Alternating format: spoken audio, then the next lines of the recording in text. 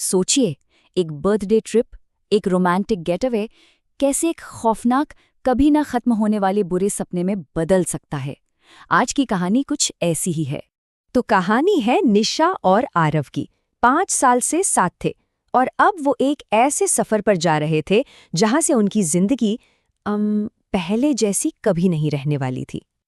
निशा वो एक राइटर थी। उसे पुरानी टूटी फूटी जगहों और रहस्यों में बड़ी दिलचस्पी थी। और उसका बॉयफ्रेंड आरव वो एक फोटोग्राफर, मतलब हर लम्हे को अपने कैमरे में कैद कर लेने का जुनून था उसे।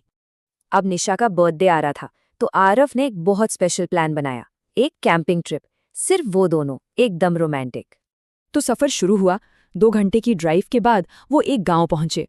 गांव का नाम था रुधिरपुर। और बस वहां पहुंचते ही पता नहीं क्यों निशा को एक अजीब सी घबराहट होने लगी। कुछ तो था जो ठीक नहीं था। और यहीं से उनका वो रोमांटिक सफर एक भयानक मोड़ लेने वाला था। रुधिरपुर की खामोशी ने जैसे उनका स्वागत किया हो, लेकिन वो स्वागत बहुत मनहूस था। सोचिए, शाम के सिर्फ 6 बज रहे थे, लेकिन पूरा का पूरा गांव अंधेरे और एक अजीब से सन्नाटे में डूबा हुआ था। ऐसा लग रहा था जैसे सब लोग अचानक सब कुछ छोड़-छाड़ कर कहीं भाग गए हों। उन्होंने देखा कि हर घर के बाहर मशालें जल रही थीं। दरवाजे वो गहरे लाल रंग के थे, जैसे खून से रंगे हों, और उन दरवाजों पर काले रंग से पता नहीं कौन से अजीब अजीब से मंत्र लिखे थे। मतलब पूरा गांव ही एक बहुत डरावनी तस्वीर लग रहा था। पर सबसे डरावनी बात तो ये वीरानापन ही था। मन में बस एक ही सवाल घूम रहा था कि आखिर सब लोग थे कहाँ। आरव फोटोग्राफर था, वो तस्वीरें खींचने लगा और तभी अचानक न जाने कहां से एक बूढ़ी औरत सामने आई। उसने घबराते हुए बस इतना कहा, बंगले से बारात निकलने वाली है, जल्दी से छुप जाओ। और वो गायब हो गई। आरव को कुछ समझ नहीं आया और तभी उसकी आंखों के सामने एक खौफनाक मंजर आया। उसने देखा कि निशा का हाथ एक भूतिया दूल्हे ने पकड़ रखा है, एक साया जिसके हाथों से खून टपक रहा था। अब वो उस गांव से तो निकल गए, लेकिन वो अनजाना खतरा, वो साया उनका पीछा नहीं छोड़ने वाला था। दोनों बहुत डर गए थे तो फौरन उस गांव से निकल गए। उन्होंने नदी के किनारे अपना कैंप लगाया, सोचा कि शायद तारों के नीचे आग जलाकर बैठने से सब नॉर्मल हो जाएगा।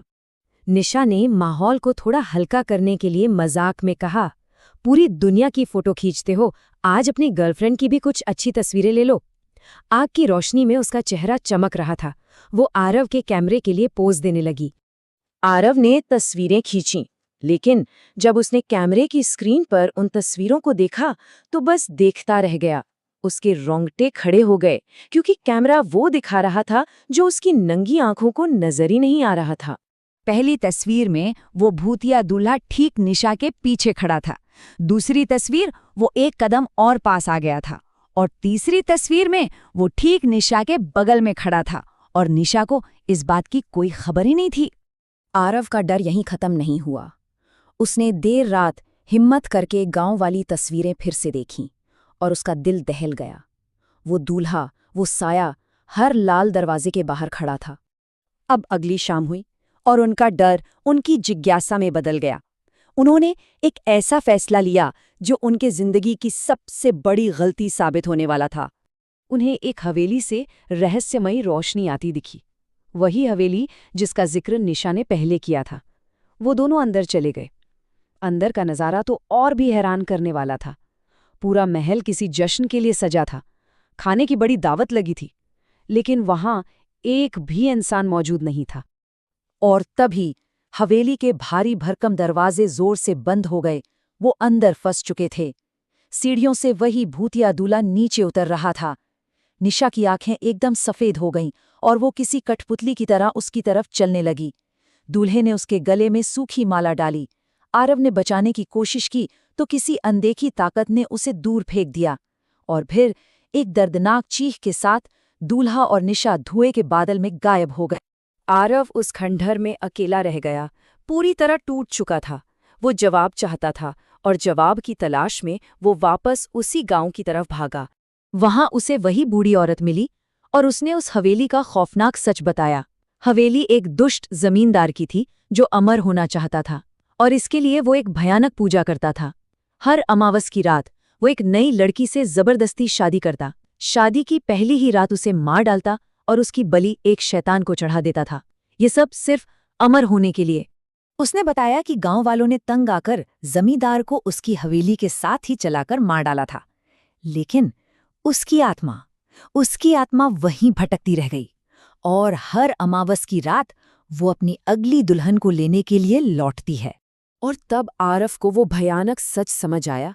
आज अमावस की ही रात थी और उस आत्मा ने इस बार निशा को अपनी दुल्हन के रूप में चुन लिया था। आरफ को लगा जैसे उसी ने निशा को मौत के मुंह में धकेल दिया हो।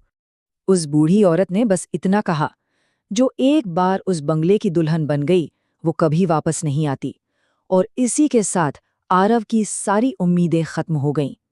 ये कहानी एक सवाल छोड़ जाती है कि क्या हम सच में उन जगहों के बारे में जानते हैं जहां हम घूमने जाते हैं, या वहां कोई अनजाना खौफ हमारा इंतजार कर रहा होता है।